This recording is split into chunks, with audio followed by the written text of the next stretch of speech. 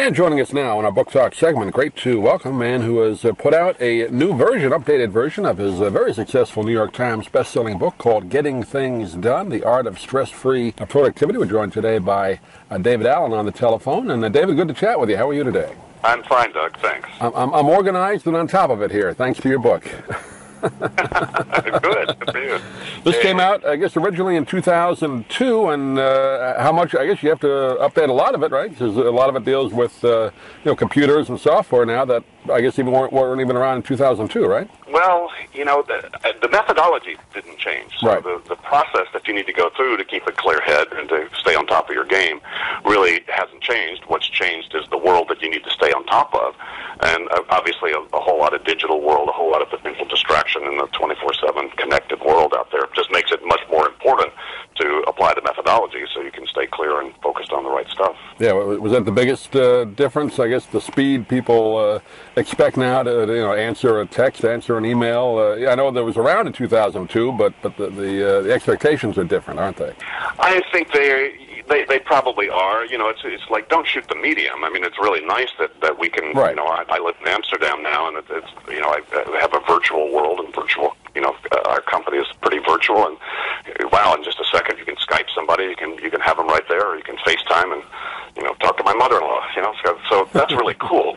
But it's a two-edged sword, as you know. Then it's almost the stress of that opportunity and the addictive quality of being able to sort of use your time doing those kind of things that give you a dopamine rush. That can be highly addictive, and there's nothing wrong with that except what you then are not doing if you're doing that. Yeah, I agree. That's the real issue. Technology is a great thing, and if used properly, but I guess the way people do their jobs now, that's changed dramatically in the last 10 or 15 years. So it's a whole different way of organizing, where in the old days you had memos, you had more paper to shuffle. Now it's files, digital files, and that kind of thing to organize. Well, yeah, and the good news about it is the hard news about it, which is it just makes it that much more evident when people are unclear of what they're trying to accomplish and what they're doing. The meetings and email are what are eating senior management alive right now, because the meetings are unfocused, emails are not appropriately written, and people are letting stuff fall through the cracks. So the game has upped itself simply because it's giving you a lot of things that are going to make it evident if you're not really clear what you're doing, and if you're not implementing these kind of best practices. Biggest problem, I guess, would be what? Procrastination. I guess we all do it. You have to get it done, whatever you want to organize, but you just don't get to it. Is that the biggest obstacle to overcome? The biggest problem, the late great Peter Drucker, the great management guru, basically said that the biggest issue is the biggest work people have is defining what your work is. Mm-hmm. And most people have this vague sense that they need to be doing something, but they're not really, they lack the discipline to decide, okay, what exactly does done mean, and what does doing look like, and where does it happen? So the way you get things done is you define what am I actually trying to accomplish here? What's the end game of this meeting? What's the finality of this project? I get to mark it off as finished when what's true. And what's the very next physical action I need to take to move the needle on this? If I had nothing to do but handle mom's birthday, or handle this doctor thing, or to handle this bank credit line, if I had nothing to do with that, what's the very next thing I need to do? And those are decisions people are avoiding like the plague until the heat of the situation forces them to.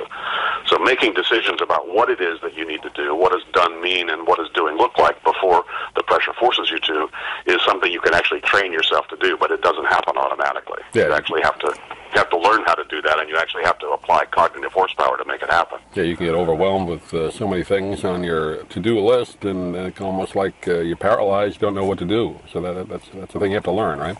What the priority is. Come on, there's always more to do than you can do.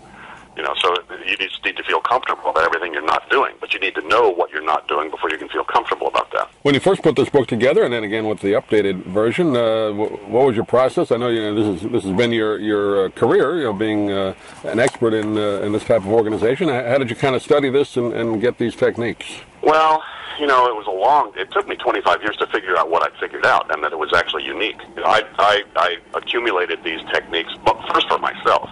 And then I began to work it in my small consulting and coaching practice, and I started to see, this affected everybody, and affected in a positive way, pretty bulletproof. They would give people more of a sense of control and more of a sense of focus, which are the two elements that people are really after.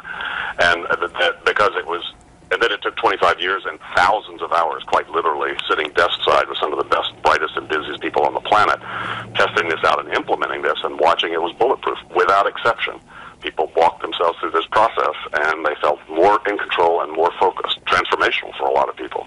So, then at some point I said, gee, I guess it's time to write a book, because nobody else seems to have figured this out, and if I got run over by a bus, somebody would probably figure it out at some point. But I thought, well, I better write the manual. So it was after a lot of years and a lot of miles on my tires, I started to put that together.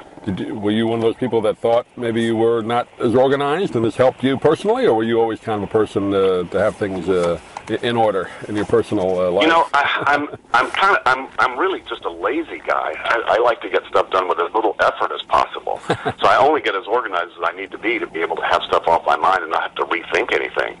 So I'm not a naturally organized guy. I don't work neat. I don't cook neat. I don't. It's one mess at a time, though, not 14. So I think you're most productive when you have the freedom to make a mess. But the problem is, if you're in a mess, you don't have the freedom to make one. So when I'm not doing anything else, I'm cleaning up because there's some surprise coming toward me that I can't see. And when that hits, I want as little backlog as possible to be able to then get messy and deal with it and be spontaneous and follow my hunches. Because that's, I think, where success comes from. It certainly does for me. So I've always been attracted to what is it that gives me that kind of space. So I guess that's, it was my interest in what I refer to now as the strategic value of clear space. Yeah. You don't need time, you need room. Well, it's a helpful book. I read through it. I come a little bit like you, David. I wouldn't say lazy, but I guess, we want things done in the most efficient amount of time. So I agree with you there. Yeah.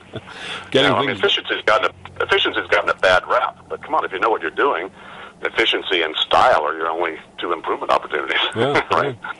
Getting Things Done, The Art of Stress-Free Productivity is the name of the book. We're talking with David Allen today, brand new edition for 2015. You have a website, David, you want to direct people to? Yeah, gettingthingsdone.com. Great. Easy enough. David, appreciate you taking a few minutes. Hopefully we can talk to you again. Thanks for joining us today. My pleasure, Doug. Thanks. If you'd like to order the book we're talking about, please go to DougMilesMedia.com and enter the author's name in the Amazon search box.